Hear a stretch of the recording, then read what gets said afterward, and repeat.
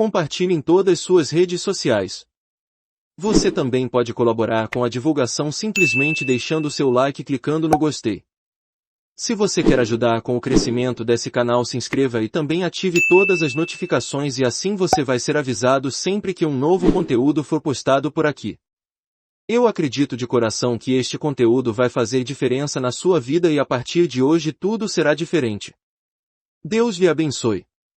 Vamos ouvir. Audiolivro Quem Pensa Enriquece. Napoleão Hill. Tudo que o homem cria começa em forma de impulso de pensamento.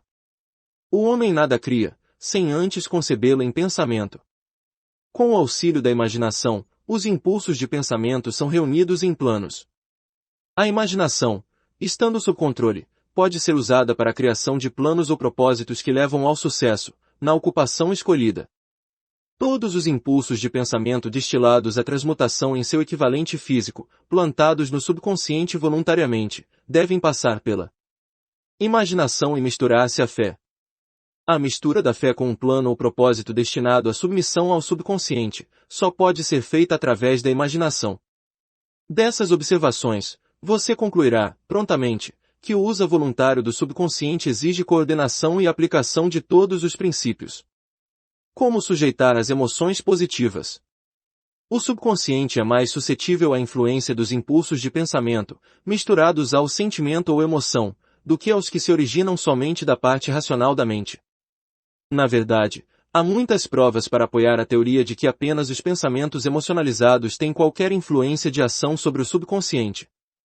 É fato notório que a emoção e o sentimento governam a maioria das pessoas. Se é verdade que o subconsciente reage com mais rapidez e é mais prontamente influenciado por impulsos de pensamento bem misturados a emoções, é essencial familiarizar-se com a mais importante das emoções. Há 7 emoções positivas principais e 7 emoções negativas principais. As negativas se injetam por si mesmas nos impulsos de pensamento, o que assegura a passagem para o subconsciente. As positivas devem ser injetadas, pelo princípio da autossugestão, nos impulsos de pensamento que o indivíduo quer passar ao subconsciente. Foram dadas instruções no capítulo da autossugestão. Essas emoções, ou impulsos dos sentimentos, podem ser comparadas ao fermento no pão, pois constituem o elemento de ação que transforma impulsos de pensamento passivos em ativos. Assim se pode compreender por que os impulsos de pensamento, misturados com emoções, recebem ação mais rápida que os impulsos de pensamento originários da razão fria. Você está se preparando para influenciar e controlar o auditório interno do subconsciente, para entregar-lhe o desejo de dinheiro, que você quer transmutado em seu equivalente monetário. É essencial, pois, que entenda o método de abordar o auditório interno. É preciso falar-lhe a língua, ou ele não atenderá ao seu chamado. Compreende melhor a linguagem da emoção e do sentimento. Vamos, pois, descrever aqui as 7 emoções positivas principais e as 7 emoções negativas principais, de modo que você possa aproveitar as positivas e evitar as negativas, ao dar instruções ao subconsciente. As 7 emoções positivas principais. Desejo, fé, amor, sexo. Entusiasmo, romance, esperança. Existem outras emoções positivas, mas essas são as 7 mais poderosas e as mais comumente usadas no esforço criador. Domine essas 7 emoções, só podem ser dominadas pelo uso, e as outras emoções positivas estarão a seu dispor, quando delas precisar. Lembre-se, quanto a isso, que você está estudando um livro destinado a auxiliá-lo a desenvolver a consciência do dinheiro, enchendo a mente com emoções positivas. As 7 emoções negativas principais. A serem evitadas. Medo. Ciúme. Ódio. Vingança. Ganância. Superstição. Raiva. Emoções positivas e negativas não podem ocupar a mente ao mesmo tempo. Uma ou outra devem dominar. É responsabilidade sua assegurar-se de que as emoções positivas constituem influência dominante em sua mente. A lei do hábito virá em seu auxílio. Forme o hábito de aplicar e usar as emoções positivas. Acabarão por dominar-lhe a mente tão completamente que as negativas não poderão entrar. Somente se seguir essas instruções literal e continuamente é que você poderá adquirir controle sobre o subconsciente. A presença de uma única emoção negativa em seu consciente é suficiente para destruir todas as transformações de auxílio construtivo, do subconsciente. Oração e subconsciente. Se você é tipo observador, deve ter notado que a maioria das pessoas só recorre à oração, depois que tudo mais falhou. Ou então, rezam por um ritual de palavras sem significado. E, como é fato que a maior parte das pessoas reza porque tudo mais falhou, fazem a oração com a mente tomada pelo medo e a dúvida, emoções com as quais age o subconsciente, passando-as à inteligência infinita. Do mesmo modo é essa emoção com que a inteligência infinita recebe e com a qual age. Se você reza por algo, mas, ao rezar, teme não recebê-lo, ou que sua oração não será atendida pela inteligência infinita, a oração terá sido em vão. A oração resulta, às vezes, na realização daquilo pelo qual se reza. Se você já teve, alguma vez, experiência de ter recebido aquilo pelo qual pediu, volte, na memória, e lembre-se do seu verdadeiro estado de espírito ao rezar e saberá com certeza que a teoria aqui descrita é mais que uma teoria. O método pelo qual você se pode comunicar com a inteligência infinita é muito semelhante àquele pelo qual a vibração do som se comunica pelo rádio. Se você compreende o princípio de funcionamento do rádio, sabe naturalmente que o som não se comunica enquanto não for transformado num grau de vibração capaz de ser detectado pelo ouvido humano. A estação transmissora de rádio capta o som da voz humana e modifica-a, aumentando as vibrações milhões de vezes. Somente assim pode a energia do som ser comunicada pelo espaço.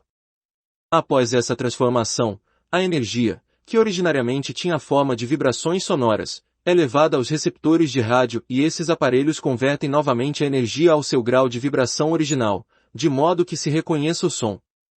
O subconsciente e o intermediário que traduz nossas orações em termos que a inteligência infinita possa reconhecer, apresenta a mensagem e traz a resposta, em forma de plano ou ideia definidos, para encontrar o objeto da oração.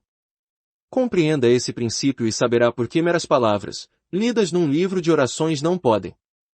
E nem servirão como agente de comunicações entre a mente humana e a inteligência infinita. Pontos a fixar.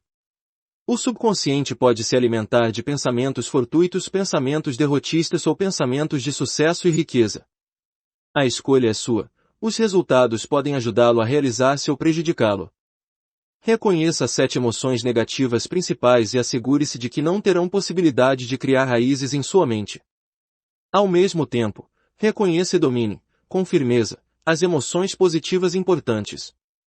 Além da mente jaz a inteligência infinita, para a qual sua mente pode ser sintonizada, qual aparelho de rádio, tanto transmitindo como recebendo.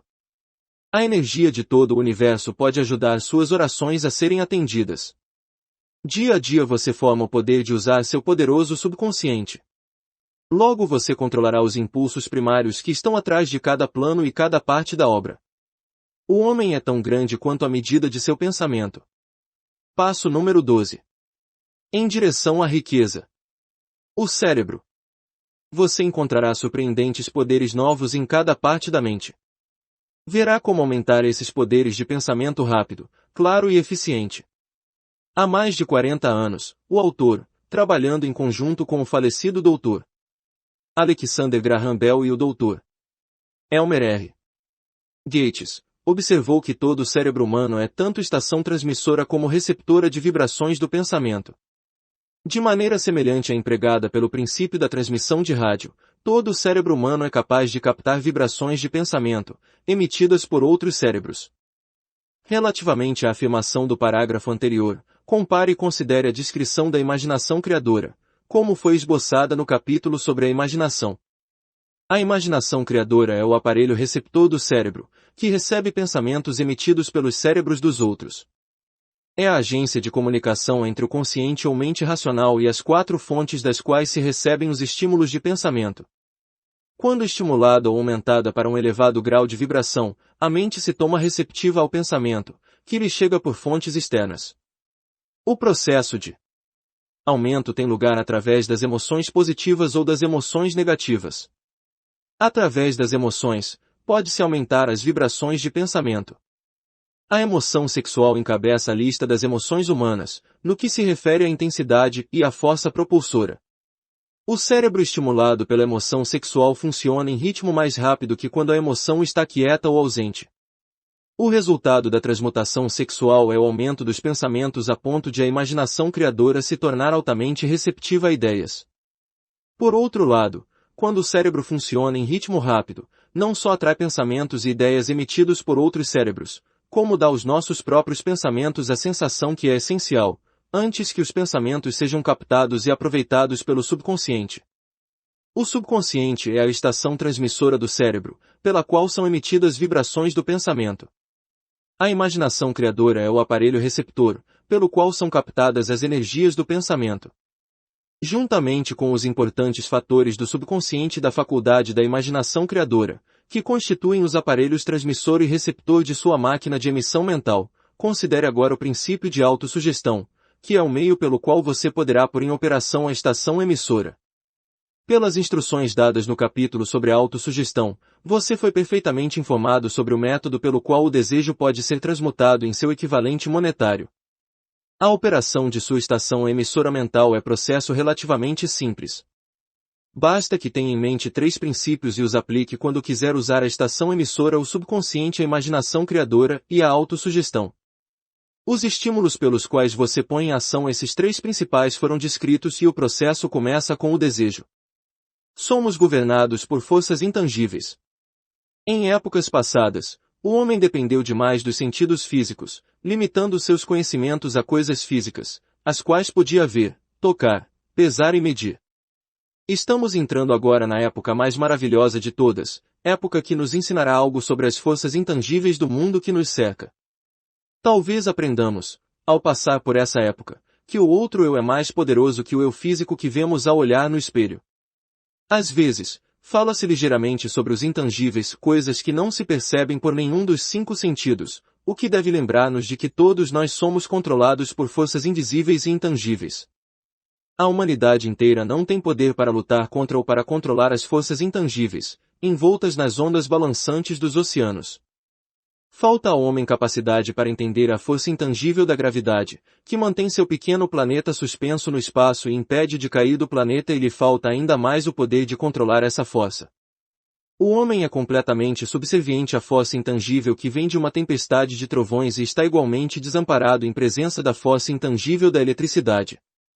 E isso ainda não é, de modo algum, o fim da ignorância humana em relação às coisas invisíveis e intangíveis. Não compreende a força intangível, e a inteligência, envolta no solo terrestre, força que lhe fornece cada migalha do alimento que come, cada artigo de vestuário que usa, cada moeda que carrega no bolso. Comunicação de cérebro a cérebro.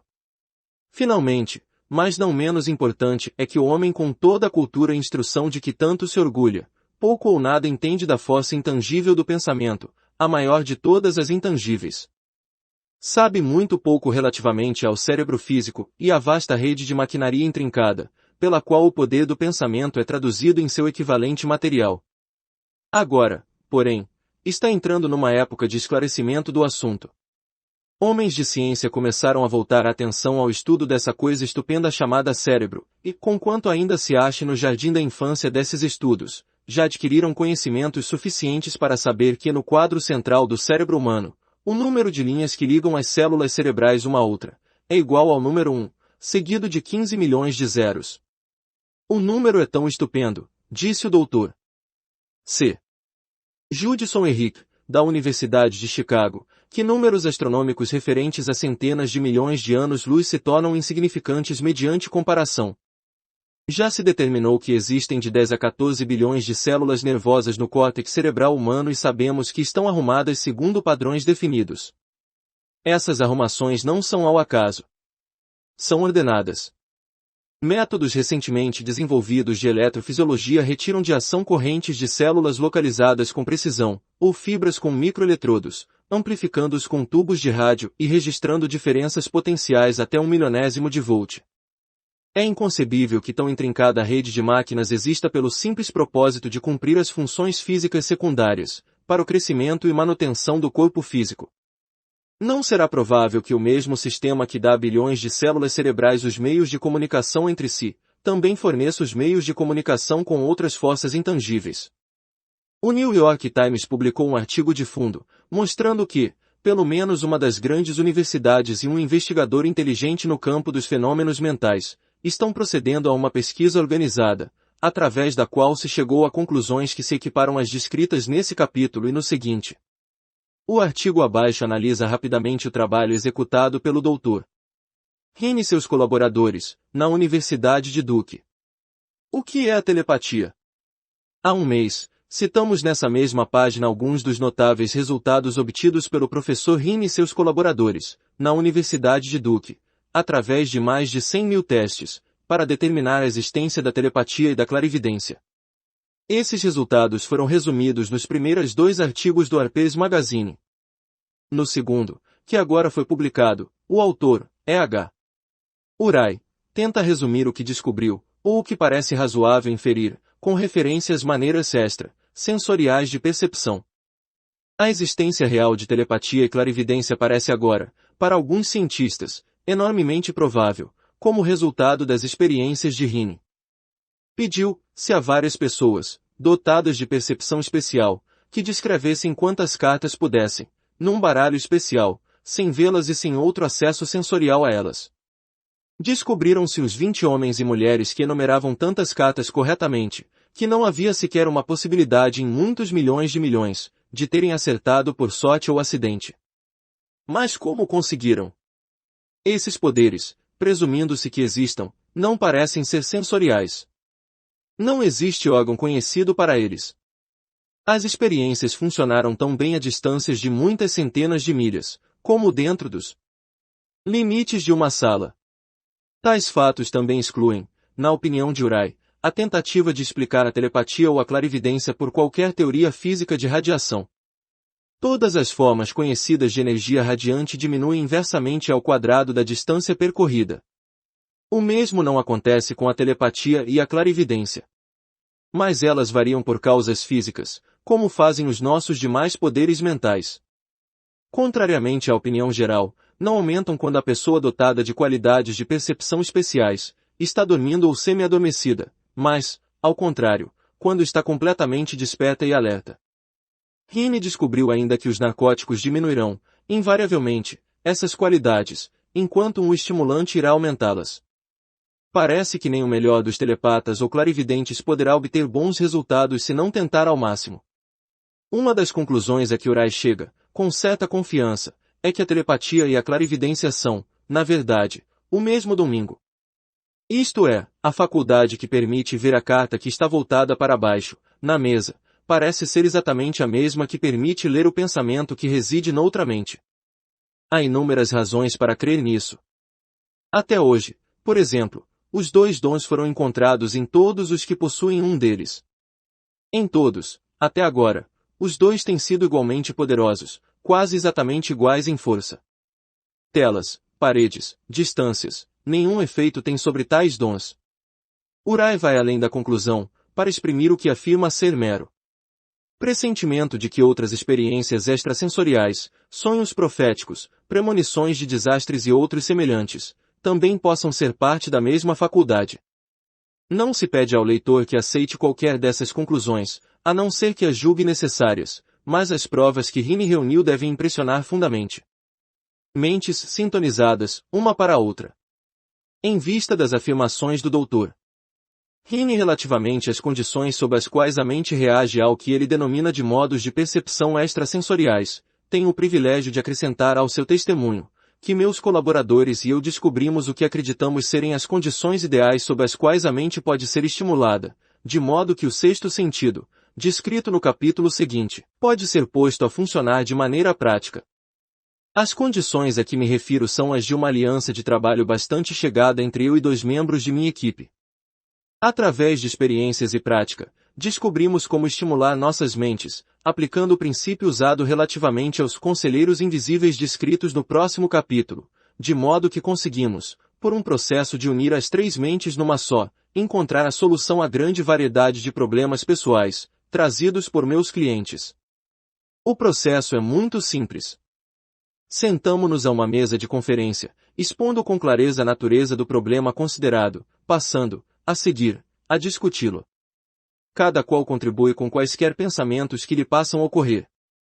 O que é estranho nesse método de estímulo mental e que coloca os participantes em comunicação com fontes de conhecimento desconhecidas, absolutamente fora da experiência de cada um.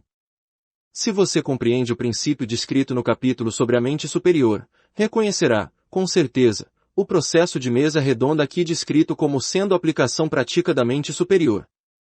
O método de estímulo mental, através de discussão harmoniosa de assuntos definidos, entre três pessoas, ilustra o uso mais simples e prático da mente superior. Adotando e seguindo o plano semelhante, qualquer estudante dessa filosofia pode entrar de posse da famosa fórmula Carnegie, descrita resumidamente, na introdução. Se agora nada lhe significa, marque a página e leia-a novamente, depois que terminar o último capítulo. Pontos a fixar. 3 princípios simples coordenam agora seus poderes de pensamento e realização. O domínio adquirido sobre os intangíveis, tão importantes, pode exercer uma influência negada a muitos homens. Descobertas remotas da ciência mental tornaram-se agora instrumentos práticos de progresso pessoal. Você domina agora o segredo-chave da mesa de conferência. 10 trilhões de servos minúsculos, as células cerebrais formam padrões de pensamento, imaginação e vontade. Sua mente pode assimilar qualquer quantidade de conhecimentos referentes a ganhar dinheiro. A maioria das pessoas deseja riquezas, mas poucas providenciam o plano definido e o desejo ardente que pavimenta a entrada de riqueza. Passo número 13. Em direção à riqueza. O sexto sentido. Abra a porta do templo da sabedoria. Caminhos gloriosos de aventura criadora acenam na estrada da riqueza. O 13º princípio é conhecido como o sexto sentido, pelo qual a inteligência infinita pode e irá se comunicar, voluntariamente, sem esforço algum por parte do indivíduo, ou exigências em relação a ele. Esse princípio é o ápice da filosofia. Só pode ser assimilado, compreendido e aplicado depois de dominados os outros 12 princípios. Sexto sentido é a porção do subconsciente a que nos referimos como imaginação criadora. Foi também chamada de aparelho receptor, através do qual ideias, planos e pensamentos passam na mente. Esses lampejos se denominam, às vezes, de pressentimentos ou inspirações. O sexto sentido desafia qualquer descrição. Não se pode descrevê-lo a quem não tenha dominado os outros princípios desta filosofia, porque a pessoa não teria nem os conhecimentos, nem a experiência com os quais se pudesse comparar o sexto sentido. A compreensão do sexto sentido só vem pela meditação, através do desenvolvimento mental interno. Dominados os princípios dados neste livro, estará preparado a aceitar como verdadeira afirmação que, de outro modo, lhe pareceria incrível, ou seja, com o auxílio do sexto sentido, você será avisado de perigos iminentes a tempo de evitá-los e notificado de oportunidades a tempo de aproveitá-las. Com o desenvolvimento do sexto sentido, venha ao seu auxílio e obedecendo-lhe as ordens, o anjo da guarda que lhe abrirá, sempre, a porta do templo da sabedoria. A grande causa primeira. O autor não acredita nem advoga a existência de milagres, por ter suficientes conhecimentos da natureza para compreender que essa nunca se afasta das leis estabelecidas. Algumas dessas leis são tão incompreensíveis que produzem o que parecem ser milagres. O sexto sentido se aproxima mais de milagres do que qualquer outra coisa que jamais tenha experimentado. O autor sabe que existe um poder ou uma causa primeira, ou uma inteligência, que penetra em cada átomo de matéria e se apossa de cada unidade de energia perceptível ao homem, que essa inteligência infinita converte a bolota em carvalho, faz a água correr montanha abaixo, de acordo com a lei da gravidade, faz a noite seguir o dia e o inverno ao verão, cada qual mantendo lugar e relações adequadas com o outro. Essa inteligência pode, através dos princípios dessa filosofia, ser induzida a auxiliar na transmutação de desejos em forma concreta ou material. O autor tem tal conhecimento através de experiências feitas e de tê-lo experimentado. Passo a passo, pelos capítulos anteriores, você foi levado a isso, ao último princípio. Se você já dominou os princípios precedentes, está preparado agora a aceitar, sem ceticismo, as estupendas declarações feitas aqui. Se ainda não domina os demais princípios, deve fazê-lo, antes de poder determinar, definitivamente, se as declarações feitas neste capítulo são fato ou ficção.